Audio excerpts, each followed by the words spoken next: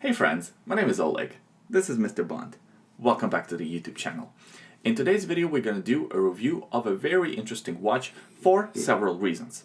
So the name of the watch is Newmark 71 Diver.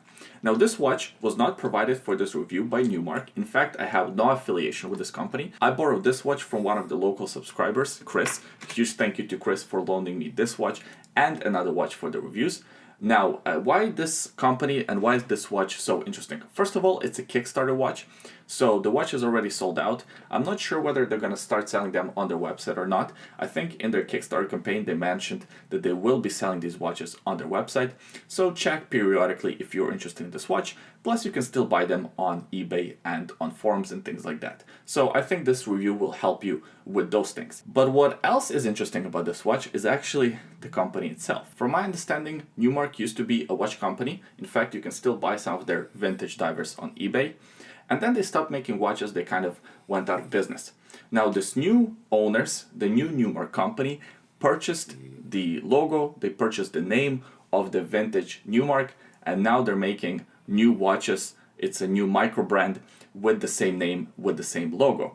So I found that very interesting and kind of a cool, different approach to a micro brand. Because back in the day, there used to be so many mini Swiss watch companies. Some of them weren't even real companies. They were the micro brands of their time that kind of went out of business or stopped making watches. So it's a cool idea for current micro brands to purchase up those old names, those old logos, and kind of bring some of those old companies back to life. So a pretty cool idea, a pretty good watch with some very good specs. Let's get started with the review. Let's talk about the case dimensions of the watch first. So it has a diameter of 38.5 millimeters. However, the bezel is 39.5 millimeters. So on the wrist, it would look like a 39.5, 40 millimeter diameter watch. It has 47 millimeters from one lug to another. It has a 20 millimeter lug width, and it's only 13.3 millimeters thick, including the domed sapphire crystal. And here's what the watch looks like on my 7.5 inches or 20 centimeters wrist. I think this size fits my wrist really well. That short 47 millimeters lug to lug distance would fit most wrists comfortably. It also has a hinged first link, the female first link, so it will hug your wrist nicely. Not too thick at 13.3 millimeters, so you shouldn't have too much problems wearing this one to the office. And the weight is fairly comfortable at 141 grams. The case is made out of 316L stainless steel. The finish on the watch is satin or brushed finish on the top of the lugs, and the polished finish on the sides. Finish execution is okay. It's okay at best. To be frank, it's not the best execution. I mean, for the price of 300 euros, you're not expecting too much. So you can see that the polishing is not the highest quality. The transitions between polishing and brushing are not the greatest. It doesn't have the sharpest angles, doesn't have the sharpest edges. There is a bit of separation between this bracelet and the case. But overall, not bad. For this price point, it's not awful, it's not too bad. It's just not what you would see in more expensive watches. The watch also has a sign crown at the 3 o'clock position. It is a screw-down crown, helping with 200 meters of water resistance. It has a screw-down case back with an engraving of a freediver. The engraving is alright, it's kind of tinny, but it's there, it's attractive enough.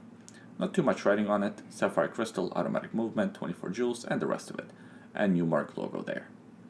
So attractive enough, and it does its purpose of helping with the water resistance. So this watch came with the choice of either unidirectional diver style bezel or this 12-hour bidirectional bezel. Chris went for this bidirectional bezel. The bezel does have a sapphire bezel insert, and the bezel is loomed. I'll demonstrate a loom in a minute here or so. So how's the bezel action? Well, it's a bit stiff, but it has nice satisfying clicks, very confident. So I quite like that. Not a lot of grip on this one, even though it has this coin edge bezel. It's still not the easiest to grip. I think it's just the resistance on the bezel is a little bit too much. One thing that really bugs me about this bezel, and it's probably my biggest negative with the watch, is the fact that the bezel doesn't align properly. As you can see, as it is right now, the 12 is misaligned. If I go one over, it's going to be misaligned. If I go one over this way, it's misaligned again. So there's no happy medium. I guess this is the best the watch will be aligned. This diver has a double domed sapphire crystal with some AR coating. A very attractive piece of sapphire. It fits the aesthetic of this case really well, and it gives some nice distortion angles. So that's done really well. I also like the shape of this case. It kind of curves in, as you can see here. So it hugs the wrist well. And the protrusion on the case back is not too much, so the watch doesn't sit too high on your wrist. The design of this watch is fairly attractive. It's inspired by 1970s diver watches. There's just one small negative that I have with the design of this watch. It's my personal design aesthetic preference. I wish they didn't include these airbags for the 12, 3, 6, and 9. I know that some people would like those. For me, I don't really like them. I think they are distracting and the dial would look better without them. But that's just me, to each their own. I quite like these big oversized indices, the triangles and the batons alternating between each other. I like the big bold hands, this arrow on the hour's hand, this arrow tip on the seconds hand, and the sword minute hand. All of that works really well, and it makes the dial nice and legible. Here's a Loom shot for you. The Loom is pretty good. It has the C3 Super Luminova Loom, nice and even application of Loom, and it lasts for a pretty good amount of time. Not too much writing on this dial. Newmark logo by the 12 o'clock position, automatic 200 meters of water resistance written closer to the 6 o'clock position. Is it just me, or does the Newmark logo look suspiciously similar to the NHL logo? When you were ordering this watch, you had a choice of either date or no date options, which is a really cool thing to see, especially from a small micro brand. So the date option had the Miyota 9015 movement. The no date version, like this one here, has a Miyota series 9039 movement, 24 joules, high beat movement, beats at 28,800 vibrations per hour, and has 42 hours of power reserve. So why the different movements? Well, this one doesn't have a ghost position, which is something that I'm really glad to see. So as you unscrew the crown, by the way, the thread on the crown is excellent, very satisfying, very easy. You just pull the crown into the first position and the seconds hand stops ticking. So there is no ghost position, there is no date position, which is excellent to see from such a small micro brand. It's very good attention to detail. The watch comes on the stainless steel bracelet with an engineered clasp. We have the fold over mechanism here, Newmark logo, 2 pushers for the release. Finish on the engineered clasp is pretty good. It's all very sharp, and it has some chamfering on the edges. Plenty of micro adjustments, something that I'm really happy to see. And it even has screw-in pins, which is very surprising for a watch in this price category. But I do have to point out that the quality of those pins does look a little bit shaky. I'm not sure how reliable they would be. If I were to buy this watch, I wouldn't be messing around with these pins too much. They don't look like they are that reliable if you use them all the time. The bracelet has solid links and solid end links, and the overall quality and the feel of the bracelet is excellent. It feels very good and comfortable on the wrist. On top of the stainless steel bracelet, the watch also came with a Tropic rubber strap, which is very impressive for a watch in this price category, to include stainless steel bracelet and a free rubber strap. So well done, Newmark. So that's the review of Newmark 71 Diver. Very impressive specs. It's not all positives, as I mentioned, there are some negatives to the watch.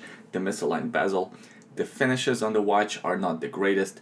You can sort of tell that this watch had some money savings going for it.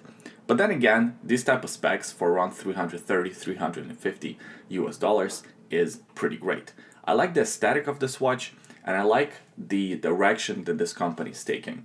I'm really excited to see more watches from this micro brand. Newmark, good job, keep going. I appreciate you watching this video until the end. Please give it a thumbs up if you enjoyed this review. Subscribe to the YouTube channel if you don't want to miss more videos like this one in the future. And leave a comment in the comment section below. Let me know what you think about this Newmark 71 Diver. By the way, today on my wrist, I'm wearing my Rolex Explorer. Of course, I did a full review of this watch. That video can be found on the YouTube channel. I also did a video about my buying experience of the watch. That video will also be linked in the description below. Also in the description below, there are 2 other links. The first link is a secret link. Have a look if you're curious. The second link is a link to bondnaderstraps.com if you're looking for a good quality nader strap and want to support this YouTube channel at the same time. Buying one of these nader straps is a good way to do so. Thanks for watching. I hope you enjoyed it. I hope you had fun. And I'll see you guys next time. Bye. What's next?